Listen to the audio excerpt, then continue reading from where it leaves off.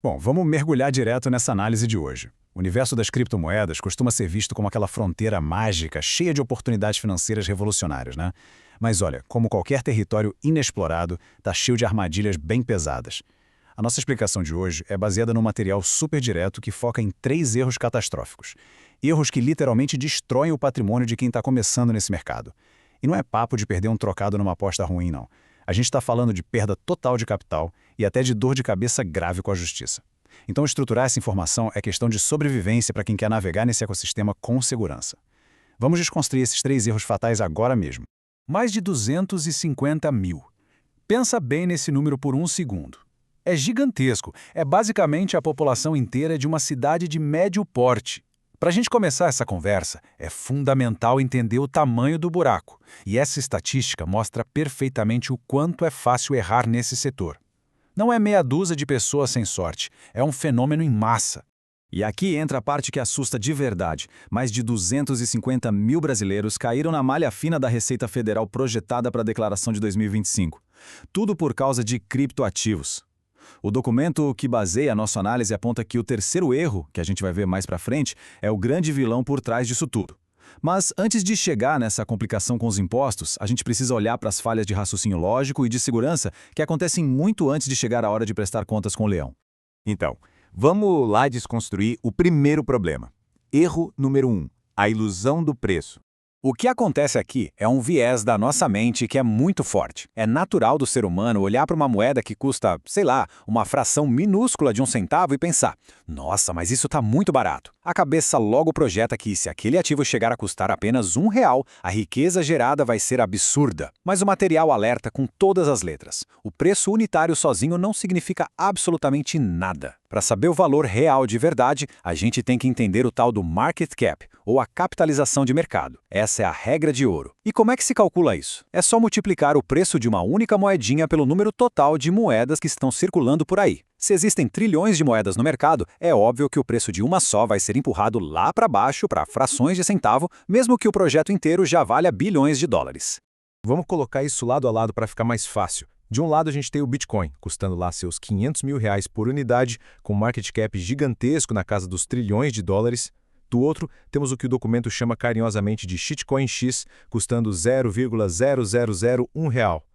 Aquela ilusão mental faz parecer que a segunda opção é a barganha do século, certo? Mas e se as duas tivessem exatamente o mesmo market cap? Se a shitcoin X também tivesse trilhões de dólares em valor total de mercado, a matemática nua e crua diz que as duas valem a mesmíssima coisa em peso no mercado. O fato da unidade custar quase zero é só porque existe uma quantidade absurdamente gigante dessa moeda rodando por aí. É como cortar uma pizza em fatias microscópicas. A pizza não ficou maior por causa disso. Isso resume perfeitamente a nossa primeira grande lição. Preço não é a mesma coisa que valor. Ficar olhando só para o preço unitário é a receita certa para comprar coisa que já está super inflada, achando que está fazendo um bom negócio. A regra clara aqui é, sempre, sem nenhuma exceção, olhe para o market cap antes de tomar qualquer decisão. É ele que diz de verdade se aquele ativo ainda tem espaço para crescer ou não.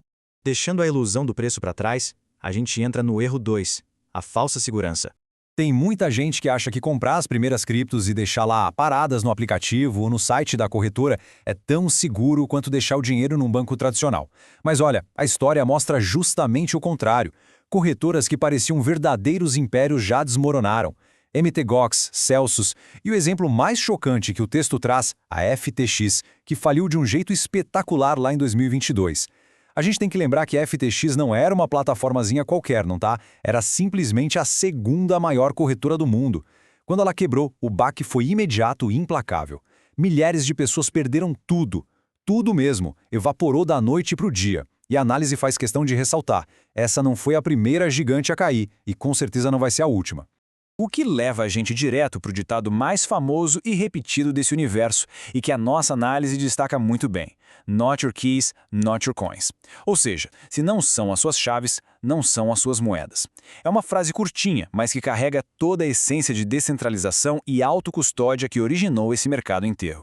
Para deixar isso super claro, vamos comparar essas duas formas de guardar os ativos. O documento traça uma linha bem nítida aqui. Quando a gente controla a chave privada, a gente tem a propriedade real e verdadeira do ativo na rede blockchain. Ninguém consegue confiscar, congelar ou falir levar o patrimônio embora junto. Agora, deixar os ativos largados numa corretora significa que a moeda não é da pessoa de verdade. Na prática, o que existe é só uma promessa da corretora de que o saldo vai estar lá na hora de sacar. Se a corretora fechar as portas de repente, como rolou com a FTX e a Celsius, essa promessa vira pó e os ativos simplesmente somem. É literalmente a diferença entre ter uma barra de ouro guardada num cofre particular seguro ou ter um pedaço de papel dizendo que alguém, em algum lugar, está guardando esse ouro. Bom, e tudo isso deságua na peça central que conecta o início da nossa análise. O erro 3. A omissão de impostos. O mundo cripto até pode ser descentralizado, mas quem investe vive no mundo real, e as leis tributárias não brincam em serviço. Vamos esmiuçar essas regras da Receita Federal porque é aqui que o perigo mora. O texto aponta duas diretrizes cruciais. Primeiro, a regra da posse. Se existir o equivalente a mais de R$ 5.000 em uma criptomoeda lá no dia 31 de dezembro, a declaração já é obrigatória. E um detalhe fundamental, isso vale mesmo se não tiver rolado nenhuma venda durante o ano todo. Só de possuir o ativo nessa data, já acende a luz vermelha. Segundo, a regra da tributação. Se as vendas passarem de R$ 35.000 em um único mês, incide um imposto de 15% sobre o lucro. E isso é feito através de um DARF, usando o código 4600, pagando até o último dia útil do mês seguinte. A falta de conhecimento sobre esses limites exatos é o que gera aquela multidão de pessoas na malha fina que a gente viu lá no começo. E qual é o custo de ignorar tudo isso? 150%. E calma, esse não é o imposto original não. Esse é o teto da punição que o sistema aplica para quem tenta dar um jeitinho de burlar as regras ou simplesmente se omite. O mais assustador aqui é como essa multa vai escalando. O material explica que não declarar não resulta só num aviso amigável. A omissão gera, de cara, uma multa automática de 75% em cima do imposto que deveria ter sido pago. E a situação fica ainda mais grave. Se as autoridades interpretarem a omissão como fraude intencional, essa multa dobra e bate nos punitivos 150%. E como se isso já não fosse um pesadelo, ainda entra a cobrança de juros pela taxa Selic em cima de todo esse montante. É uma bola de neve financeira que pode devorar completamente qualquer lucro e transformar um investimento numa dívida colossal com o governo. Conclusão da nossa análise. Evitando o pior. Juntar esses três erros é pedir para encarar uma tempestade perfeita para quem é inexperiente. Achar que uma moeda é barata sem olhar o valor de mercado faz a gente entrar em furada. Deixar esses investimentos, ou até mesmo os bons, em plataformas centralizadas, expõe o patrimônio a um risco de ruína total. E para fechar, conseguir sobreviver ao mercado, ter lucro, mas falhar em avisar as autoridades competentes é um convite para penalidades severas que podem confiscar muito mais do que foi ganho. Para amarrar o nosso aprendizado, o documento propõe um exercício, puxando a gente de volta para o erro número 1, que é apontado como o mais cometido de todos. Então fica a pergunta para fixar.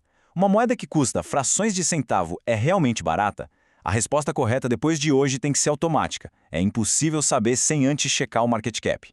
E é exatamente essa mudança de mentalidade, baseada em dados e análises estruturadas como as de hoje, que separa quem prospera de verdade nesse ecossistema de quem vira só mais uma estatística negativa.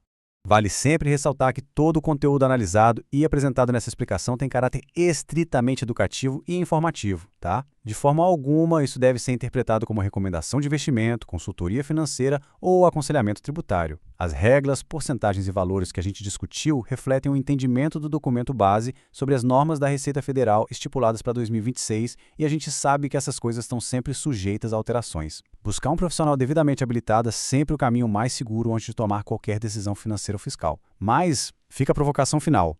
Agora que a ilusão do preço foi quebrada e o risco do mercado revelado, será que a estratégia de investimentos adotada até aqui sobreviveria a um verdadeiro choque de realidade?